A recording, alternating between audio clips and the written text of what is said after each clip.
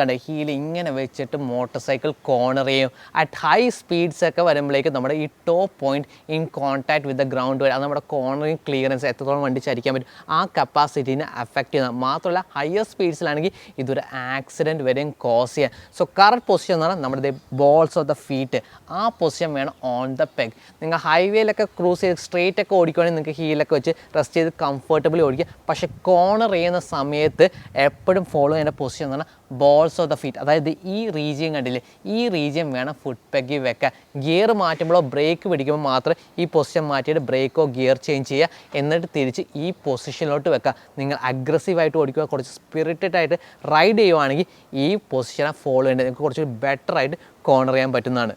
പിന്നത്തെ ഇമ്പോർട്ടൻറ്റ് കാര്യം, നമ്മുടെ റോഡ് ഒരു റേസ് ട്രാക്ക് അല്ല. നിങ്ങൾക്ക് കുറച്ചുകൂടി അക്രമം കാണിക്കാൻ കുറച്ചുകൂടി ബെറ്റർ കോർണറിങ് പഠിക്കാൻ താല്പര്യമുണ്ടെങ്കിൽ നമ്മുടെ റേസ് ട്രാക്കിലോട്ട് വരാൻ തൃശ്ശൂർ സ്പീഡ് വേ നമ്മൾ ക്ലാസ്സസ് ഒക്കെ കണ്ടക്റ്റും ചെയ്യുന്നുണ്ട്.